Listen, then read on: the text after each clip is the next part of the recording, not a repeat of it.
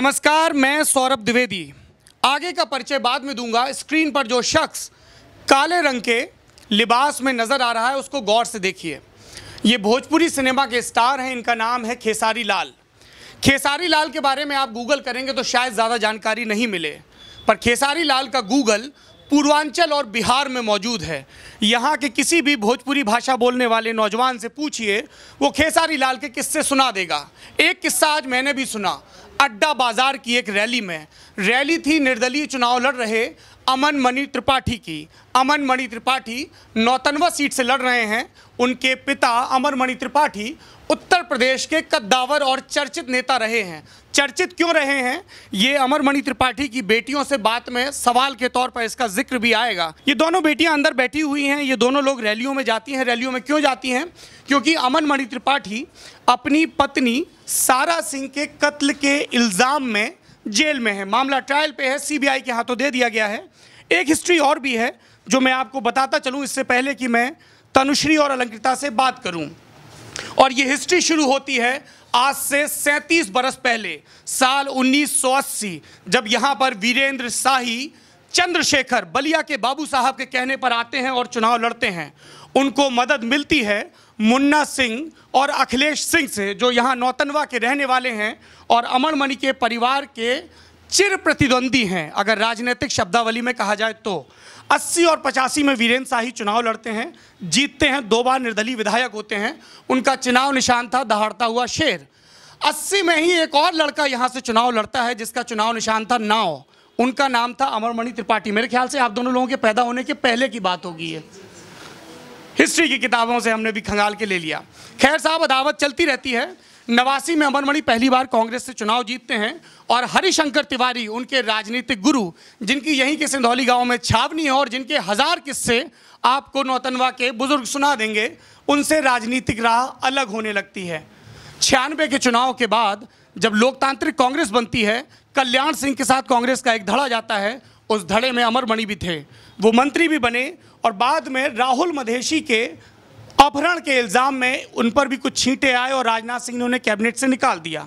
उसके बाद उन्होंने प्रतिशोध लेते हुए बसपा ज्वाइन की और उससे विधायक बने। उनके भाई भी लोकसभा का चुनाव लड़े। 2007 में आखिरी चुनाव अमर मणि लड़े और जीते।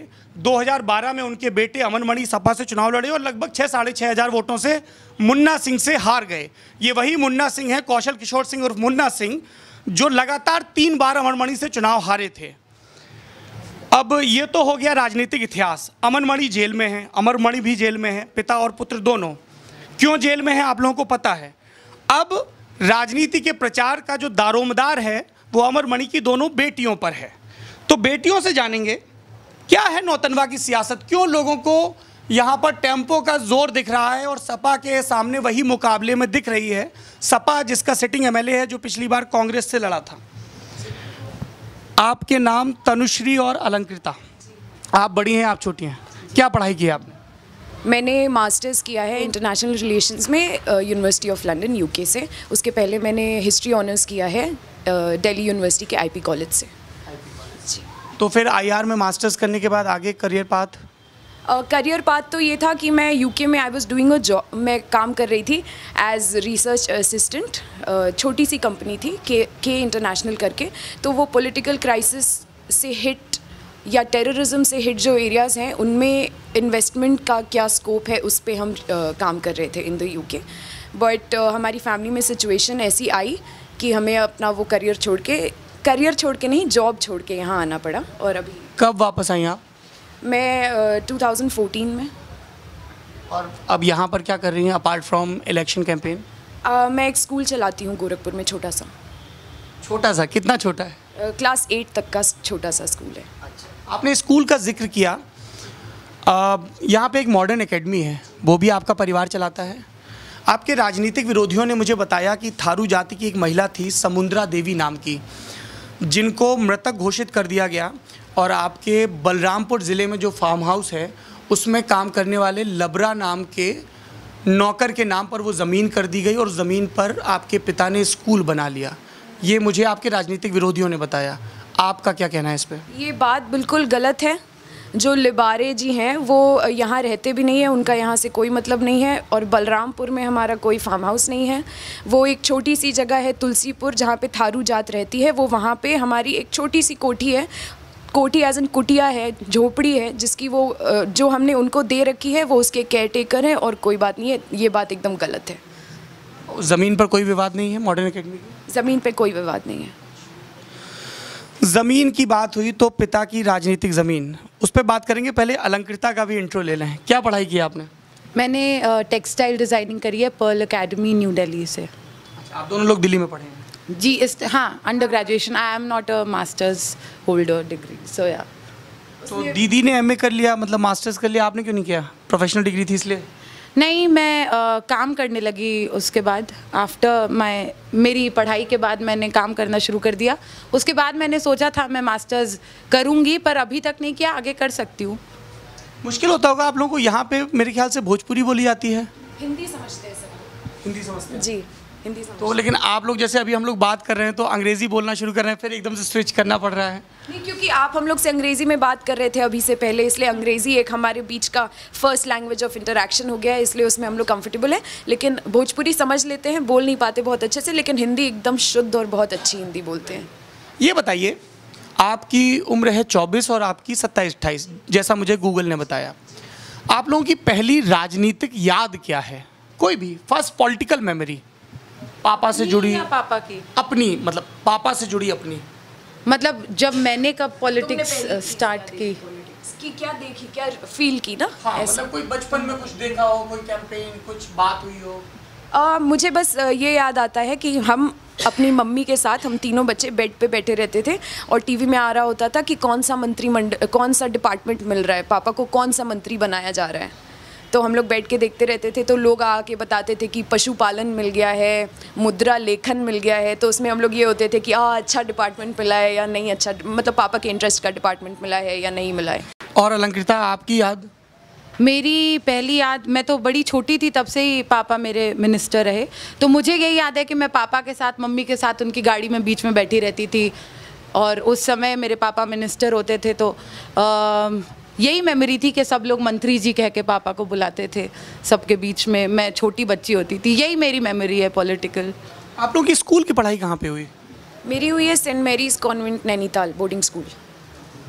मेरी गोरखपुर में there is a school called Little Flower School, वहाँ पे। और I was in Saint Mary's for a while in मैं सेंट मैरीज नैनीताल में भी थी थोड़े दिन, और CMS लखनऊ में भी थी। ये नहीं रहा मतलब कि दीदी तो वहाँ पढ़ रही बोर्डिंग में? दीदी बचपन से ही बोर्डिंग में चली गई, मैं मम्मी पापा के साथ रहती थी। तो मैं लखनऊ चली गई पढ़ने, फिर उसके बाद काफ़ी डिस्टर्बेंसेस आ गई, तो मैं वापस घर आ गई इधर में, जहाँ पे मेरे चाचा चाची रहते थे। मैं गोरखपुर वापस आ गई, फिर मैं बोर्डिंग में चली गई नैनीताल, जहाँ मेरी बड़ी बहन थी। फिर मेरी बड़ी बहन भी वापस जब गोरखपुर आ गई, तो मैं इसके साथ साथ वापस गोरखपुर आ गई। बोर्डिंग में पढ़ने वाले बच्चे, मैं खुद बोर्डिंग से पढ़ा हूँ, थोड़े बदमाश, थोड़े बुली और थोड़े ज़्यादा कॉन्फिडेंट होते हैं। आपने क्या बदमाशियाँ की बोर्डिंग में? मैंने ये बदमाशियाँ की, छोटी मोटी बदमाशियाँ की, जैसे सारे बच्चे करते हैं। हमारा क्या होता था कि नैनीताल था, ठंडी जगह थी, तो हफ्ते में सिर्फ 2 बार नहाने देते थे, और उसमें से हफ्ते में सिर्फ 1 बार हेयर वॉश करने देते थे। तो हम क्या करते थे, रात को टॉयलेट्स में जाके, गर्ल्स जो थोड़ी हम लोग थे यो टाइप के, तो जाके वहाँ पे इलीगली अपने बाल धोते थे। उसमें हमारी नन्स हमको पकड़ के वहीं पे रात भर पनिशमेंट भी दे देती थी। यही ऐसे टाइप की चीज़ें की, और कुछ नहीं किया। यू? मेरा भी यही था कि जहाँ पे फीट वॉश करना होता वहाँ पे मैंने हेयर वॉश कर लिया था।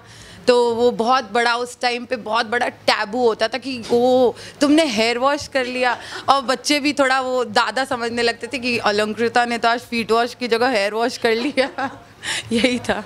ऐसी छोटी चीज़ें कि लाइट्स ऑफ हो जाती थी 10 o'clock पे रात को, तो ये होता था कि 10 o'clock के बाद सबको बस चुप होके सो जाना है। और अगर कोई, मैं लाइब्रेरी बुक्स बहुत पढ़ती थी और मेरे पास एक टॉर्च होता था, तो बेड के अंदर खोल के किताब पढ़ रही हूँ, अचानक से जो सिस्टर इंचार्ज होती थी, तो नन, वो आके ब्लैंकेट हटा देंगी, पनिशमेंट दे देंगी, रात को 1 घंटे खड़ा कर देंगी। और मैच, हम क्रिकेट के बहुत बड़े फ़ैन होते थे उस टाइम पे, और वॉकमैन होता था, तो उसमें रेडियो पकड़ता था, तो वो रात को बैठ के सुनते रहते थे। उस टाइम पे दिस वन रिकी पॉन्टिंग होता था कैप्टन ऑस्ट्रेलिया का, ऑस्ट्रेलिया और इंडिया का मैच चल रहा होता था, तो बस वही रात को लगा के सुनना, किसी नन ने पकड़ लिया तो पनिशमेंट मिल गई, यही सब। कुछ ऐसी कोई गुंडागर्दी नहीं करते थे। चीज़ें, हाँ बच्चों वाली चीज़ है। मैं अपने डॉर्मिट्री की लीडर थी, मॉनिटर बन गई थी, तो मैं थोड़ा बच्चों को, मतलब मेरे क्लासमेट्स ही थे पर जो थोड़े जूनियर्स वगैरह थे उनसे थोड़ा मैं अपना, अच्छा मेरा बेड बना देना, मेरा ये कर देना, ये छोटी मोटी चीज़ें कर, because I was the leader of the dormitory. You are the leader. Let's come back to politics. पहली बार आपने एक्टिवली पॉलिटिक्स में कब पार्टिसिपेट किया? इस बार आपसे शुरू करते हैं। मैंने तो एक्टिवली इस बार पार्टिसिपेट किया है। पहले भी अपने भाई के इलेक्शन में 2012 में मैं आई थी, मैंने कैंपेन किया था, बट कैंपेन अकेले नहीं किया था, मैं चली जाती थी देखने लोगों को और अपने भाई की हेल्प करने की, वो जहाँ नहीं पहुँच पा रहा है मैं वहाँ पहुँच जाऊँ। पर जहाँ जाती थी वहाँ पे लोग यही कहते थे कि अमन भैया यहाँ पे, अच्छा चिंता मत करिए अमन भैया को भी लेके आएंगे। मतलब किसी ने इतना ध्यान नहीं देते थे लोग, क्योंकि एवरीबडी वांटेड, सब लोग देखना चाहते थे अमन भैया को। तो एक्टिवली तो इसी बार पार्टिसिपेट किया है। मैं तो 2012 के इलेक्शंस में थी नहीं यहाँ पे। वो इन लंदन? जी।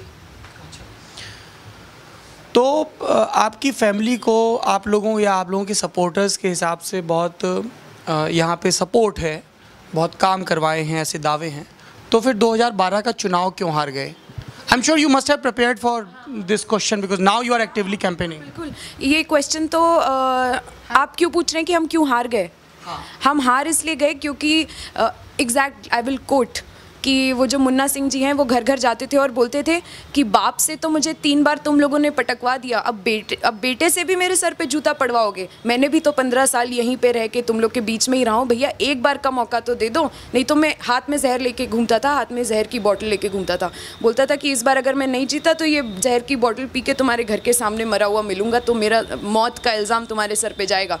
तो लोग इमोशनल हो गए, लोगों ने सोचा चलो एक बार इसको एक मौका दे के देख लेते हैं। देख लिया, इस समय वो लोग अपना सर पीट रहे हैं। नहीं, यही बात है कि वो सबके सामने उसने यही बोल दिया कि एक बार मुझे भी ट्राई कर लो, क्योंकि वो एक्चुअली 15-20 साल से लगा हुआ था, किसी ने ट्राई भी नहीं किया। तो इस बार लोगों ने सोचा कि ठीक है, सही बात है, इनके पिता तो हमेशा ही जीते हैं, एक बार इसको जिता देते हैं। और अमन से जनता ने यही बोला कि बेटा तुम्हारी तो पूरी उम्र पड़ी हुई है, एक बार इनको भी बन के देख लेने दो। जब जो भी हमें नेगेटिव रिएक्शन मिला वो यही मिला कि एक बार बेटा तुम्हारी पूरी उम्र पड़ी है, एक बार इनसे भी हमको देख लेने दो। तनुश्री, आपने एक ड्रामेटिक मोमेंट का जिक्र किया अपने राजनीतिक प्रतिद्वंदी का कि वो जहर की बोतल लेके और ऐसे कहते थे। उन्होंने भी एक बात बताई, वो बोले कि अमरमणि त्रिपाठी के परिवार में इतने सारे लोग हैं, लेकिन वो लोग जानबूझ के दोनों बेटियों को आगे कर रहे हैं। और बीजेपी के एक नेता बोले कि वो दोनों लोग ऐसे कुछ बाम वगैरह लगा के रोती हैं। वो बोले कि किसी के यहाँ कोई मौत हो जाती है तो आदमी घर पे रोता है, शमशान में रोता है, एक आध हफ्ते रोता है, पर ये 2 महीने से ये लोग रो रो के सहानुभूति पैदा करने की कोशिश कर रहे हैं। लेकिन हम क्षेत्र में जाते हैं और जैसे ही लोगों को मधुमिता शुक्ला वाला केस बताते हैं और सारा सिंह वाला, तो वो सहानुभूति खत्म हो जाती है। देखिए, वो सहानुभूति खत्म होती है कि नहीं ये तो आपको 11 मार्च को पता चल जाएगा अपने आप, वो तो मैं नहीं बोलूँगी, जनता बोल देगी। लेकिन ये आँख में बाम लगा के रोने वाली बात, और ये तो बौखलाहट है, हार का डर है जो बोल रहा है, इट इज़ बेसलेस। क्यों हम बाम लगा के रोएंगे भाई? हम तो खड़े होकर अपनी बात बोलते हैं, बिना रोए लोग रोने लगते हैं। हम तो कुछ नहीं कहते, हम बस बोलते हैं कि हम बस अपनी स्टोरी बताते हैं कि जो हमारे साथ हो रहा है। और ऐसा नहीं है कि बहुत लोग हैं परिवार में, एक न्यूक्लियर फैमिली हमारी 5 लोगों की थी, मदर फादर 1 ब्रदर और 2 सिस्टर्स। तो इस समय जब हमारे मदर फादर और ब्रदर नहीं हैं, तो मेरी और मेरी सिस्टर की नेक्स्ट इन लाइन हम दोनों की ही रिस्पॉन्सिबिलिटी है कि हम काम को आगे बढ़ाएं। हम दोनों पढ़ी लिखी लड़कियां हैं, कोई बैकवर्ड नहीं है, कोई हमारे फादर ने कभी फ़र्क ही नहीं किया कि अमन करेगा या लड़कियां करेंगी या कोई ऐसी बात नहीं है। तो आज हमारी रिस्पॉन्सिबिलिटी है, तो हम आज खड़े हैं अपनी फैमिली के साथ, बस इतनी बात है और कोई बात। आप लोग कभी किसी रैली में या प्रचार के दौरान रोए? हाँ, अगर कोई बात होती है, कई बहुत ओल्ड लोग आके मुझे पकड़ के रोने लगते हैं कि अमरमणि आए थे जब मेरे पास अपने इलाज के पैसे नहीं थे, तो उनने मुझे 500 रुपये दिए, मेरा पैर ठीक हो गया। कई लोग आते हैं कि जब हमारे पास बाढ़ आई हुई थी, खाने को कुछ नहीं था, उनने ला के मुझे 5 पैकेट ब्रेड दी, जो मैंने अपने बच्चों को खिलाई, आज मेरा बच्चा ज़िंदा है। तो ये सब बोल के लोग खुद कहानियाँ याद करके, मेरे पिताजी की शक्ल याद करके रोने लगते हैं। तो ये देख के मुझे रोना लगता है। मैं एक आपको बड़ी रीसेंट इंसिडेंट बताती हूँ कि मेरे साथ एक आदमी थे, तो वो जाके बता रहे थे कि टेम्पू पे वोट दीजिएगा, टेम्पू पे वोट दीजिएगा। तो उन्होंने बोला, एक बुढ़ी सी आंटी थी, उनने बोला कि नहीं तुम मुझे, ये कहती कि किसका चुनाव चिन्ह है, तो उस लड़के ने बोला कि ये अमरमणि का चुनाव चिन्ह है। तो उन्होंने बोला नहीं नहीं नहीं, तुम झूठ बोल रहे हो, तुम किसी और का चुनाव चिन्ह दिखा के मुझे तुम अमरमणि का बोल के वोट दिलवा दे रहे हो। तो वो मेरे पास लेके आया कि दीदी इनको समझा दीजिए कि ये अमरमणि जी का ही वो चुनाव चिन्ह है। तो मैंने पैम्फलेट लिया, मैंने उनको दिखाया, ये देखिए। उनने जैसे ही मेरे पापा की फ़ोटो देखी उस पैम्फलेट पे, उनने उसे अपने सीने से लगा के और रोने लगी, कहती अब मुझे संतोष हो गया, अब मुझे बिल्कुल संतोष हो गया, आए थे ये मेरे घर, मैं इन्हीं को वोट दूंगी और ये अमरमणि तो मेरे सब कुछ है। तो ऐसी चीज़ों पे अगर अपने फादर के बारे में सुन के रोना नहीं आएगा, emotion, he is a hero. और मतलब मेरा मन करता है कि मैं देखूं उनको सामने से ये सब करते हुए, काश मैं देख सकती। आई होप कि फ्यूचर में ऐसा हो पाए कि मैं अपने फादर को यहाँ पे देखूं सबके बीच में आते हुए। आपने रोने का जिक्र किया, कई लोग सारा सिंह की मदर के रोने का भी जिक्र कर रहे हैं। आप लोगों का क्या सोचना है, वो मामला है क्या? उनकी मदर ने जो सारी बातें कही हैं कि आपके पिता उस शादी से खुश नहीं थे और उन्होंने कहा था कि मैं ये शादी नहीं मानता हूँ। उनकी मदर ने कहा कि मैं लखनऊ से सिरसागंज, जहाँ पे एक्सीडेंट हुआ या कत्ल हुआ, कोर्ट तय करेगा, बाद में पहुँच पाई और गोरखपुर के लोग अमरमणि त्रिपाठी के पहले पहुँच गए। सारा सिंह प्रकरण पे आप लोगों का क्या कहना है?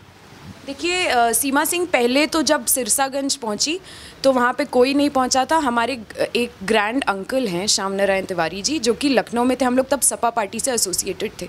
तो उनकी कुछ मीटिंग थी शिवपाल जी के साथ, चाहे मुलायम सिंह जी के साथ, तो वो लखनऊ में थे और सिर्फ वही गाड़ी पहुँची थी। अमन ने उनको फ़ोन किया कि हमारा एक्सीडेंट हो गया है बाबा और हम दोनों अस्पताल में भर्ती हैं, या उनको अमन के फ़ोन से शायद किसी और ने किया, मुझे बहुत क्लियर नहीं पता है। तो बस वो पहुँचे थे और उनके 10 मिनट के अंदर लखनऊ से ही सीमा सिंह जी भी पहुंच गई थी और वहाँ अपने ब्रदर के साथ, सारा के ब्रदर के साथ नहीं, वो रघुवंशी जी के साथ, वो भी नहीं, रघुवंशी जी के अरेंजमेंट्स के क्योंकि वो कोई ब्यूरोक्रेट है, तो उन्होंने सारी उनकी अरेंजमेंट कराई और उन्होंने अपनी फोर्स, वो पुलिस में कोई बड़ी हाई पोस्ट पे हैं, तो वो उनके साथ और उनके सब लोगों के साथ सीमा सिंह जी पहुंची। और वहाँ पे पहले से सिर्फ एक गाड़ी मौजूद थी UP 53 की, जो कि हमारे ग्रैंड अंकल की थी, क्योंकि वो लखनऊ में थे। गोरखपुर की कोई गाड़ी वहाँ नहीं पहुँची थी, ये झूठ बात है। और शादी से खुश नहीं थे, ये सारी अब बातें आ रही हैं सामने। जब वो वहाँ पहुँची, मैं आपको बता रही हूँ, तो वो पुलिस वालों के साथ लड़ रही थी कि तुम लोग अमन को कैसे अरेस्ट कर सकते हो, तुम लोग हैवान हो, इसकी बीवी की यहाँ मौत हुई है, तुम लोग इसको कैसे। वो एक हफ्ते अमन को उन्होंने अरेस्ट कर रखा था वहाँ पे, अमन को वो कस्टडी में ले रहे थे ऑन द स्पॉट। जैसे ही उसको पहले तो उसकी हालत बहुत ख़राब थी आफ्टर द एक्सीडेंट, मेरी बहन थी उसके साथ। हाँ नहीं, वहाँ पे नहीं अरेस्ट किया था। हाँ, उसको अस्पताल ले गए, वहाँ पे उसका मेडिकल चेकअप हुआ, फर्स्ट एड दी गई और वहाँ से पुलिस को रिपोर्टिंग मिली कि ये कौन है, अमरमणि त्रिपाठी है, तो उसको अरेस्ट किया। क्योंकि 2014 में उसके ऊपर एक केस लगाया गया था। लेट मी टेल यू, जिन्होंने केस लगाया था, मानू पांडे, वो गोरखपुर ज़िले के सबसे कुख्यात अपराधी हैं। वो डेली उनका अखबार में नाम होता है, किसी के मर्डर में, किसी को किडनैपिंग में, किसी के एक्सटॉर्शन में। इस समय वो किसका कैंपेन लीड कर रहे हैं? मुन्ना सिंह जी का, पैसे के लिए। इस समय सीमा सिंह जी ज़्यादा सक्रिय क्यों हो गई हैं? मुन्ना सिंह के पैसे की वजह से। एक विपिन जायसवाल करके यहीं पे रहते हैं, उन्होंने बताया वो ट्रेन में आ रहे थे। एक बरनवाल जी हैं जो हमारा बहुत विरोध करते हैं, वो भी मुन्ना सिंह जी के साथ हैं। तो उनको बरनवाल जी जो हैं वो ट्रेन में मिल गए, तो उनने बोला बरनवाल जी कहाँ जा रहे हैं? तो उनने बोला अरे ये 2 लाख रुपये मुन्ना सिंह ने दिए हैं कि सीमा सिंह को दे आना। और मैं झूठ नहीं बोल रही हूँ, I swear by my father की ये बात उन्होंने मुझे बताई है कि उन्होंने बोला कि ये 2 लाख रुपए हैं, सीमा सिंह जी को देना है, और हमें तो 2 रुपये भी नहीं दिए नाश्ता करने के लिए। तो ये सब जो है पैसे से मैनिपुलेट किया जा रहा है। सीमा सिंह जी को पैसे दिए जा रहे हैं, मानू पांडे को पैसे दिए जा रहे हैं, जो हमें फ्रेम कर रहा है सब पैसे के लिए कर रहे हैं और कोई बात नहीं है। और ये जो मानू पांडे हैं, इनने अभी 5 दिन पहले मेरी गाड़ी पे अटैक किया है। मैं बैठी हुई थी, सभा से बाहर निकल के आ रही थी, मेरा ड्राइवर था, ये लोग सब गुंडे चढ़ के, मैं तो यहाँ पे मैं एक लड़की हूँ, मैं गुंडे लेके नहीं चल सकती, और हमारे साथ ऐसा कुछ है भी नहीं। इमेज बन जाए वो अलग बात है, पर ये जो मुन्ना सिंह जी हैं, इनके साथ आए मानू पांडे और उनके 10 गुंडे, मेरी गाड़ी के बोनट पे चढ़ के झंडा हिलाने लगे, कूदने लगे, चिल्लाने लगे, धमकाने लगे, व्हाट नॉट। पर मैंने कुछ भी नहीं बोला और कुछ भी नहीं किया, क्योंकि मुझे पता है कि इन लोगों के खिलाफ ना कोई कभी कुछ करता है और ना ही कोई कुछ करेगा, क्योंकि नाम अगर हाईलाइट होना है तो वो हमारा ही होना है। अगर हम गलती से किसी के पैर पे भी चढ़ जाएं तो बोला जाएगा कि हमने इसके पीछे साजिश रची है उसका पैर तोड़ने की। इसलिए अगर आप लोगों के हिसाब से वाकई ऐसे ही हुए तो फिर अमन मणि अभी जेल में क्यों है? वो बस इसलिए जेल में है क्योंकि उसके खिलाफ बहुत सारे ओपोनेंट्स हैं, जैसे ये मुन्ना सिंह जी, वो जो उसके ऊपर किडनैपिंग का केस है वो फेक केस है, वो गलत केस है। वो जो मानू पांडे ने किया है केस, जो उनके अभी हेड लीडर हैं और उनका कैंपेन कर रहे हैं, उनने भी गलत केस किया। आप लोगों ने सारा सिंह की मदर सीमा सिंह से, मैं पहले दिन मिली उनसे, उनने भी पहले दिन तो केस नहीं किया था। 9 दिन बाद, after the death, after 9 days, और second FIR, the full form of FIR is first information report. First FIR जो थी मेरे भाई ने कराई थी कि ऐसा ऐसा हुआ है, वो काट दी गई, CBI ने काट दी, किसी ने नहीं देखा। 9 दिन बाद सीमा सिंह ने दोबारा जाके FIR करी, जो आज FIR मानी जाती है। आप ये बताइए कि अब इसमें क्या सच्चाई है और क्या, कौन सच है कौन झूठ है? Where is the first information report? आप लोग बार बार मुन्ना सिंह की दबंगई का जिक्र कर रहे हैं, आपके पिता पर भी यही इल्ज़ाम लगे हैं। जब उन्होंने अपना पॉलिटिकल एफिडेविट दाखिल किया था तो 33 मुकदमे दर्ज थे उस वक्त उनके ऊपर। तो आपके पिता की भी वही छवि है, बाहुबली की। इल्ज़ाम लगते हैं कि ज़मीन पे कब्ज़ा कर लिया, हरिशंकर तिवारी के करीबी थे, पूर्वांचल के गैंग वॉर का हिस्सा थे, वीरेंद्र शाही के खिलाफ भेजे गए।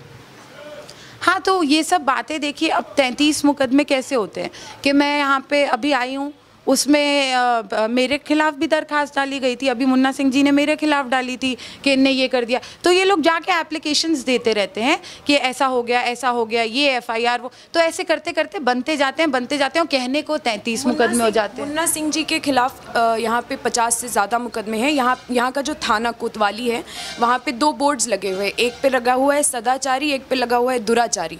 जो दुराचारी है उस पर नंबर 1 का नाम है कुंवर अखिलेश सिंह, जो मुन्ना सिंह के बड़े भाई हैं। नंबर 2 पे जो नाम है वो है कुंवर कौशल सिंह, जो मुन्ना सिंह जी का नाम है। दुराचारी 50 से ऊपर मुकदमे, लेकिन ये तो कोई दिखाता नहीं। और अभी यहाँ पे एक मर्डर किया था इन्होंने, दिन दहाड़े डबल बैरल की जो राइफ़ल होती है उससे किसी यादव का कत्ल किया था, जिसकी वजह से यहाँ के यादव लोग जो हैं इनको बहुत बुरा मानते हैं। आप शंभू यादव के कत्ल का जिक्र तो नहीं कर रही हैं? कौन यादव थे? बैजू यादव। अच्छा, एक शंभू यादव का भी कत्ल हुआ है, हरिशंकर तिवारी के करीबी हैं। और सिंधौली में जहाँ पे हरिशंकर तिवारी की छावनी थी वहाँ पे प्लॉटिंग हो रही थी, शंभू यादव वो काम देखते थे और उन्हें गोली मार दी गई। उसमें भी बहुत सारी कहानियाँ सामने आई। वो तो अभी रिसेंट है, ये बैजू यादव जो हैं ये 10 साल पुरानी बात। ये बताइए, आप लोग कह रहे हैं कि ज़्यादातर राजनीतिक मामले हैं, लेकिन मधुमिता शुक्ला का मामला तो राजनीतिक नहीं है। देखिए, मधुमिता शुक्ला वाला मामला जो है वो राजनीतिक ही है, क्योंकि उसमें भी जब आप देखिए, आप लोग फैक्ट्स पे नहीं जाते हैं। आप लोग ने कभी वो चार्जशीट निकाल के या जो फैक्ट्स जो फाइल में ऑन पेपर हैं वो आपने कभी पढ़ा नहीं है। जब वहाँ देखिए, हम बहुत छोटे थे, हमें कोई याद नहीं है इसकी, बस इतना पता है कि जब वहाँ पे ये मर्डर हुआ था तो वहाँ पे उनकी जो मधुमिता की सिस्टर हैं वो बैठ के चिल्ला रही थी कि किसने मार दिया। तो कहीं से कुछ ऐसा हुआ कि पापा का नाम आने लगा, तो उसने टीवी पे बोला कि नहीं उन्होंने कुछ नहीं किया। हम आपको एक बात बताना चाहेंगे कि हमारे साथ जितने भी केसेस हैं उसमें एक पैटर्न है कि पहले जो विक्टिम दिखाया जाता है, सो कॉल्ड विक्टिम, वो एक बात बोलता है, फिर अचानक से 2-3 घंटे में पता नहीं क्या बदल जाता है, वो कुछ और बात बोलने लगता है। ये मधुमिता वाले केस में भी था, ये मानू पांडे वाले केस में था कि उन्होंने जाके रात के 10 बजे एक FIR लिखाई। उनका कुछ अमन से पता नहीं क्या हुआ, I don't know what happened, तो उन्होंने जाके एक उन्होंने 100 नंबर पे कॉल करके शायद अमन के खिलाफ कुछ कंप्लेंट लिखाई। फिर जाके उन्होंने जो इन्फॉर्मेशन दी वो ये दी कि नहीं हमारे जान पहचान के हम दोनों लोग बातचीत करने गए थे आपसी सहमति से। फिर रात के 4 बजे जाते हैं पुलिस स्टेशन और कहते हैं कि नहीं ये बात नहीं है, इन्होंने मुझे किडनैप किया। सेम थिंग इन सारा केस। पहले उन्होंने बोला नहीं कुछ नहीं हुआ है, अमन तो हमारा दामाद है और हम इसको बहुत मानते हैं। उससे भी पूछ रही थी बेटा कुछ खा लो, तुम ठीक हो कि नहीं ठीक हो। और अचानक से 9 दिन बाद क्या हुआ कि दूसरी FIR। तो हमारे साथ ये पैटर्न चलता है कि जैसे ही कोई ऐसी बात होती है जहाँ पे फंसाया जा सकता है, ज़रा सी भी गुंजाइश होती है, वहाँ पे 100 लोग लग जाते हैं और हमेशा हर केस में एक और फिर दूसरी बात आती है। तनुश्री, आप जो कह रही हैं, जब ये मधुमिता शुक्ला वाला केस हुआ तब तो आपके फादर अपने पॉलिटिकल चरम पे थे, है ना, सरकार का हिस्सा थे, तो आप कह रही ऐसे कैसे किसने साजिश कर दी कि उनको फंसा दिया गया जबकि वो खुद मंत्री हैं? पापा जो मेरे फादर हैं वो कहने को बहुत बड़े उस समय मंत्री थे, क्योंकि वो पॉलिटिकली बड़े समझदार थे, पर इन सब चीज़ों में उनका दिमाग नहीं चला कि हो क्या रहा है। और अगर आप देखें तो उस समय जब ये केस हुआ था तब मीडिया भी शुरू हुई थी, आज तक शुरू हुआ था, आप लोगों का चैनल ये सब शुरू हुआ था। तो उन लोगों को एक पहला कोई ऐसा केस मिला जहाँ पे बहुत ज़्यादा टीआरपी बढ़ने लगी, लोगों को देखने में मज़ा आने लगा कि कुछ ऐसा हो रहा है, कोई मंत्री नीचे जा रहा है। For the first time something like that had happened. नहीं तो यही होता था कि यहाँ पे जो लोग जल गए, यहाँ पे ये हो गया, वो हो गया। तो पर वहाँ पे अचानक से यह है कि एक बहुत बड़ा नेता नीचे जा रहा है, अब उसके साथ ये हो रहा है, अब इसको इंसाफ चाहिए, एक औरत को इंसाफ। ये सब जब चीज़ें होने लगी तो और हाइप अप हो गया। और मेरे फादर इतने उनको इस चीज़ों की समझ नहीं थी कि वो इस चीज़ को या तो कायदे से हैंडल कर पाएँ कि वो मीडिया से आके बात करते या कुछ। वो फंसते चले गए लोग किसी ना किसी तरह। तो और इवेंचुअली ऐसा हुआ कि today also he is behind the bus. One thing that I would like to say, यहाँ पे ये मीडिया ट्रायल जो एक टर्म है, उनके साथ वो एक विक्टिम है मीडिया ट्रायल के। मीडिया जब एक बात पे उस समय, अब ऐसा इतना मीडिया अग्रेसिव नहीं है और अब टैबलॉइड उतना ज़्यादा नहीं है, अब थोड़ी अच्छी रिपोर्टिंग करते हैं आप लोग। वहाँ तब क्या होता था कि एकदम सेंसेशन। मैंने शो देखा था, एक इस मंत्री ने इस लड़की को 9:12 पे फ़ोन करके क्या बोला, 9:13 पे क्या बोला, इस पर 1 घंटे का शो चलता था। तो ये सब सेंसेशनलाइज करने वाली बातें होती थी, जिससे कि जज पे प्रेशर बनता है, एक लोगों की मेंटालिटी बनती है, उसके हिसाब से ये जो और वैसे भी हमारे फादर का मैटर जो है वो सुप्रीम कोर्ट में अभी पेंडिंग है, हम वहाँ भी जाएंगे। और हमें उम्मीद है जिस तरह से इस समय की मीडिया भी थोड़ी अच्छी हो गई as an fair journalism. Are you saying कि मीडिया कवरेज से जजेस का फैसला प्रभावित होता है? 100% होता है। और जिस समय जैसे मेरी बहन ने बताया, उस समय आज तक, तेज़, ये वो सब नए चैनल आए थे। उस समय मीडिया नहीं थी, उस समय न्यूज़ चैनल्स नहीं थे, उस समय टैबलॉइड था। सेंसेशनलाइज, किसी छोटी सी इशू को लेकर सेंसेशनलाइज करने का ट्रेंड चला हुआ था, और उसमें हमारे फादर ट्रैप हो गए और वो मीडिया ट्रायल के विक्टिम हो गए। चूँकि प्रोफेशन पे बात हो रही है, बस मैं एक करेक्शन, क्योंकि आप पॉलिटिकल कैंपेन में हैं, इस देश में अमरमणि त्रिपाठी कोई पहला मामला नहीं जब मीडिया की वजह से किसी का मंत्री पद गया हो या कुछ गया हो। अरुण शौरी बहुत बड़े जर्नलिस्ट हैं, कॉलमिस्ट हैं, उनकी रिपोर्टिंग पे महाराष्ट्र के चीफ मिनिस्टर AR अंतुले को इस्तीफ़ा देना पड़ा था। ऐसे हज़ारों केस हैं जो गिनवाए जा सकते हैं। टीवी के सेंसेशनलिज्म की जहाँ तक बात है, maybe you are right, maybe you are wrong, I don't belong to that medium, तो इसलिए मैं उस पर कुछ कह नहीं सकता हूँ। तो लेकिन कोर्ट से सज़ा हुई है, और आपने कहा कि आपके फादर ये समझ नहीं पाए कि मीडिया के सामने क्या बोलें, परसेप्शन क्या हो। इससे मुझे याद आ रहा है कि आपके फादर गोरखपुर के मेडिकल कॉलेज में थे और एक स्टिंग ऑपरेशन हुआ था, जिसमें वो दिखाए गए हैं कि वो आराम से बैठे हुए हैं, जबकि बताया गया कि वो बीमार हैं इसलिए भर्ती हैं। और आराम से नहीं बैठे थे।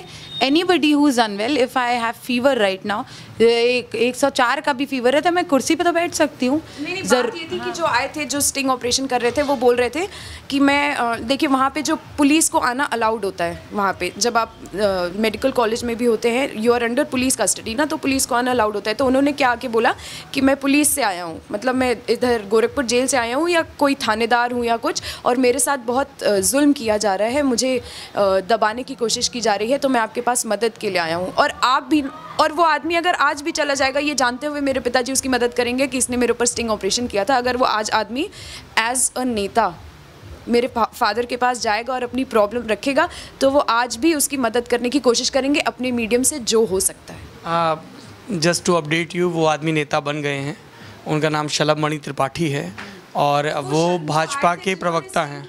जिन्होंने स्टिंग किया था वो कोई रॉय या राय थे, और जो शलभमणि त्रिपाठी हैं वो बहुत बड़े हमारे विरोधी हैं। हाँ, तो देयर यू गो। अब आपको समझ में आ रहा है कि अगर वो भाजपा के नेता बन गए, कुछ भी बन गए, तो that is where you, that's the catch. कि आप देखिए कि कितने लोग मिले हुए हैं कि स्टिंग ऑपरेशन करा रहे हैं। मेरे पापा के ऊपर, मेरे भाई के ऊपर अगर हो सकता कराते हैं, हमारे ऊपर जो करा सकते हैं करा रहे हैं। तो यही है कि सब घेरे हुए हैं।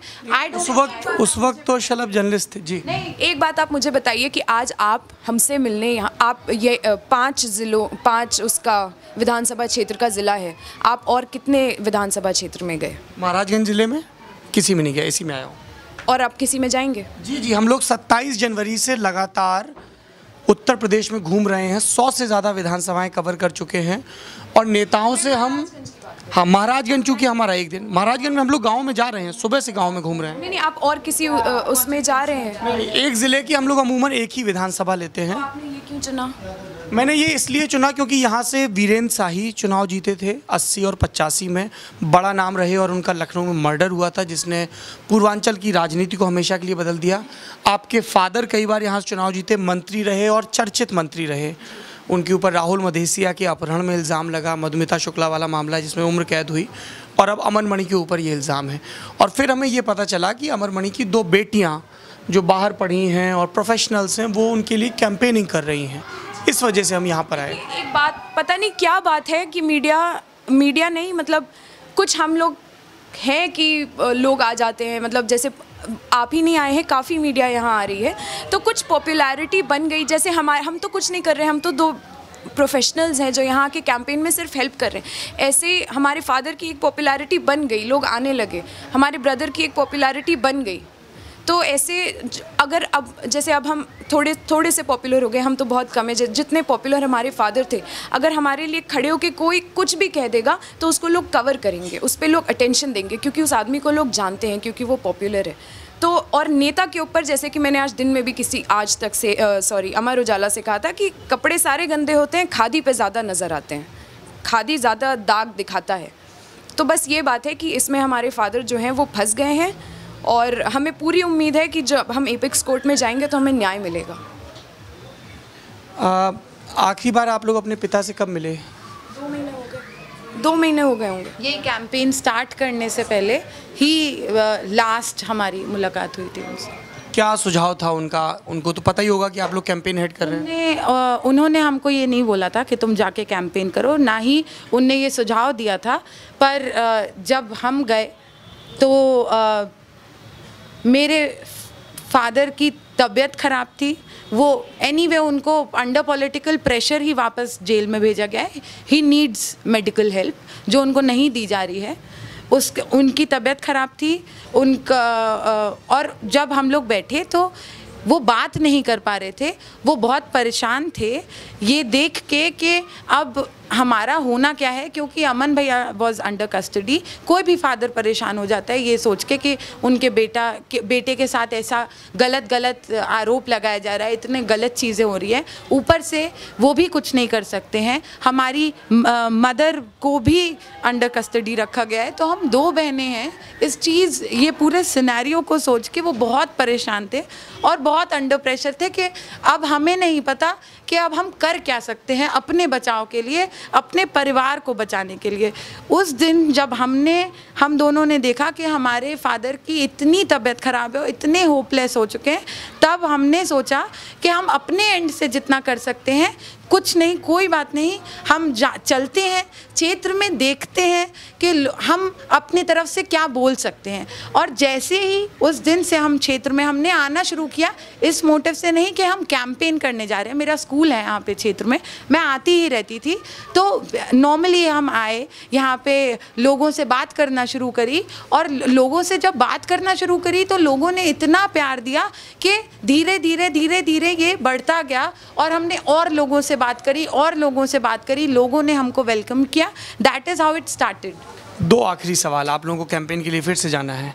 पहला सवाल, अखिलेश यादव ने अमन का टिकट क्यों काटा? आप लोगों की बात हुई किसी की अखिलेश यादव से? बात नहीं हुई। देखिए, वहाँ पे 2 कैंप्स बन गए थे, आपको भी पता है, शिवपाल यादव वर्सेस अखिलेश यादव। हम लोग शिवपाल यादव जी की टीम में थे, तो जब अखिलेश यादव जी के हाथ में पावर आया, उनको शिवपाल जी को नीचा दिखाना था, हमें बलि का बकरा बना दिया, हमारा टिकट काट दिया। लेकिन मैं आपको एक बात बोलना चाहूँगी, जो हम अपनी पब्लिक से भी बोलते हैं, कि हमारी पब्लिक की प्यार से जब हमसे 2 साइकिल 2 पहिए छीने गए, तो हमें 3 पहिए वाला टेम्पो और ज़्यादा तेज़ चलने वाला ऑटो रिक्शा मिल गया। ऑलराइट, लास्ट क्वेश्चन, आप लोग कभी राजनीति में आएंगे?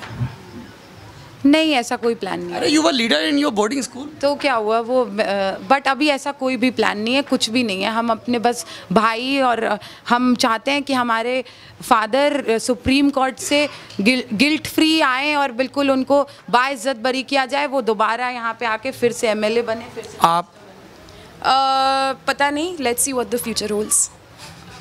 पर सियासत में क्यों नहीं लड़कियां आ सकती, मतलब आना चाहिए ना। ऐसा नहीं है कि लड़कियां नहीं आ सकती। हमारे फादर भी हमको बिल्कुल नहीं रोकते हैं। इनफैक्ट वो बहुत हम लोगों को हौसला अफजाई करते हैं हम लोगों की। मैं इसलिए पूछ रहा हूँ कि आपके पास में ज़ेबा रिजवान ज़हीर की बेटी वो चुनाव लड़ रही हैं, अखिलेश सिंह की बेटी अदिति सिंह लड़ रही हैं, अपर्णा लड़ रही हैं लखनऊ से। हाँ, तो बिल्कुल आ सकते हैं, बिल्कुल। बहुत लोग, let's see what the future holds. वही बात है ना कि अब ये एक बार, अभी हम अपने करियर के बारे में नहीं सोच रहे। अभी हमारा लक्ष्य क्या है, 4 मार्च, उसके बाद 11 मार्च, उसके बाद जब टाइम मिलेगा तो बैठ के सोचेंगे कि इसमें आगे आना है कि नहीं। यूपी में लेकिन एक पैट्रियार्कल सिस्टम है। लड़कियाँ, आपने कहा कि आपके पिता ने भेद नहीं किया, लेकिन अगर आप समाज से जुड़ी हैं तो पता ही होगा कि लड़कियों की क्या स्थिति है। आप लोगों की जहाँ रैली थी वहीं पे पीछे शिवानी नाम की एक लड़की थी, ठेले पे बैठी पानी बेच रही थी, जबकि उसको स्कूल में होना चाहिए था, गरीब परिवार से। Any message you want to give to all those girls who are watching you? Yes, of course. ये जो इंटर कॉलेज है, यहाँ पे भी हमारे यहाँ बहुत लड़कियाँ पढ़ती हैं। मेरे स्कूल में बहुत लड़कियाँ पढ़ती हैं, मॉडर्न एकेडमी में। तो सबको बस यही मैसेज है, और मैं हमेशा यही बताती हूँ। हर गांव में जहाँ मैं जाती हूँ वहाँ मेरे हर जगह महिलाएं होती हैं, सबको यही बताती हूँ कि बेटियों को जितना पढ़ा सकते हैं पढ़ाइए। भेदभाव मत करिए कि लड़का बड़े स्कूल में पढ़े, लड़की छोटे स्कूल में पढ़े, दोनों एक तरीके के स्कूल में पढ़ें। देखिए, जब हमारे परिवार पे दिक्कत आई है तो बेटियां आगे आई हैं, और हर लड़की अपने परिवार को बचाती है और बचाएगी। हर लड़की की पढ़ाई करके उसको आगे बढ़ाना चाहिए। She is clearly a politician making you. Any message? So I will just give you a small story. हम एक घर में गए, डोर टू डोर कैंपेनिंग कर रहे थे, तो उसके हाथ में छोटी सी बच्ची थी। तो मैंने बोला, अच्छा लड़का है कि लड़की? तो उसने बोला लड़की है, और तीनों लड़कियां ही हैं मेरी। तो हमने कहा, अरे आप हमें देखिए, हमारे घर में तो कोई नहीं है, हम हैं, हमारी बहन है, और हम दोनों को देखिए, आज हम किसी से कम हैं क्या? पूरा क्षेत्र संभाला हुआ है, आपकी लड़की भी आगे जाके बहुत काम करेगी। तो वो थोड़ी मतलब खुश सी हो गई। तो हम बस यही कहना, हम जहाँ हम वाकई हम दोनों गर्ल्स हैं, हम लोग देख रहे हैं कि ऐसा कोई है नहीं कि पेट्रियार्कल सोसाइटी है तो इसको चेंज नहीं किया जा सकता है। हम लोग अपने एंड से चेंज कर रहे हैं, और हमें देख के बहुत लड़कियाँ इंस्पायर हो रही हैं और होंगी, और आगे आना चाहिए, बिल्कुल आगे आना चाहिए।